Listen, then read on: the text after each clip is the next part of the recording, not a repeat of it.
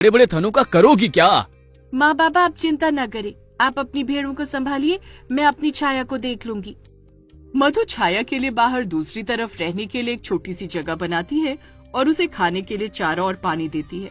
चारा खाकर छाया मधु की सेवा से बहुत प्रसन्न हो जाती है और मधु से कहती है, मधु तुम कितनी अच्छी हो, अपने माँ बाप से बगावत करके मेरी सेवा कर रही हो।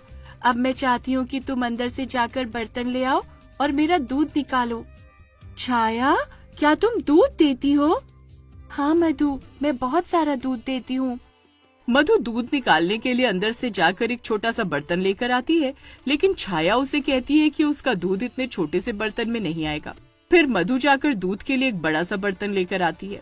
मधु को इतना बड़ा बर्तन ले जाता हुआ देख उसके माता पिता हैरान रह जाते हैं।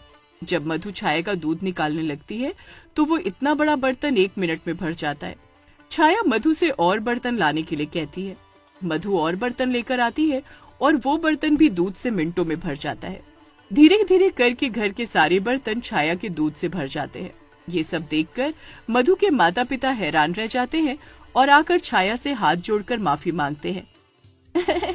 देखा माँ बाबा, मैं कहती थी ना छाया बहुत अच्छी है, वो कोई मामूली बकरी नहीं है। हाँ मधु, तुम सही कहती थी, हम ही गलत थे। छाया, हमें माफ कर दो, हमने तुम्हें अपने साथ रखने से इनकार किया, तुम्हारे थनों को एक बीमारी का नाम दिया। हमें नहीं पता था कि तुम कोई मामूली बकरी नहीं बल्कि जादुई बकरी हो। हाँ छाया, हमें क्षमा कर दो, हमने तुम्हारा निरादर किया। हमें नहीं पता था कि भगवान ने कुछ न कुछ सोच समझकर तुम्हें हमारे घर में हमारी गरीबी को दूर करने के लिए भेजा है। छाया, अब हम तुम्हें खुद से कभी दूर नहीं करेंगे, तुम हमारे इसी घर में रहोगी और हम मिलकर तुम्हारी खूब सेवा करेंगे। अरे धीरे बोलो मालती, कोई आस पड़ोस वाला हमारी बातें सुन ना ले और किसी को हमारी छाया के बारे में पता नहीं चलना चाहिए कि वो एक जादुई बकरी है और इतना सारा दूध देती है। लेकिन ये सारी बातें नारद का पड़ोसी हडिम्बा दीवार के उस पार से सुन रहा था। अरे बाप रे, तो ये बात है। ये बकरी 10 दिन पहले मुझे जंगल में दिखी थी, लेकिन मुझे अजीबोगरीब लगी, इसलिए मैंने इसे घर नहीं लाया।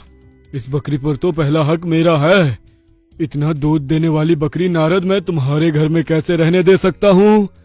मैं आज रात को ही इस बकरी को तुम्हारे घर से गायब कर दूंगा। नारद और मालती के साथ साथ भेड़ें भी छाया को अपना लेती हैं और अपने साथ रहने के लिए जगह दे देती हैं।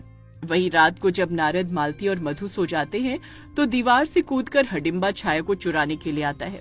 जैसे ही वो छाया को खोलकर अपने साथ ले जाने लगता है, तभी छाया उसे अपनी सींगों से जोरदार टक्कर मार देती है। हडिम्बा उछलकर दीवार से टकराता है। वहीं दीवार के साथ एक बड़ी सी कील लगी होती है। हडिम्बा के कपड़े उस कील में फंस जाते हैं और वो दीवार के साथ लटक जाता है, जिस वजह से वो दीवार से नीचे नहीं उतर पाता। छाया और उसके साथ भेड़ें जोर जोर से चिल्लाकर अपने मालिक को जगाने लगती हैं। आवाजें सुनकर जब नारद, मालती और मधु बाहर आते हैं तो वो हडिम्बा को दीवार से लटका हुआ पाते हैं। हडिम्बा, तुम यहाँ इतनी रात को क्या कर रहे हो और तुम दीवार के साथ कैसे लटक गए? नारद, मुझे यहाँ से नीचे उतारो, मैं नीचे उतर नहीं पा रहा हूँ। छाया, मेरी बच्ची तुम ठीक तो हो ना? देखिए जी, मुझे तो लगता है ये जरूर मेरी छाया को ही चुराने आया होगा।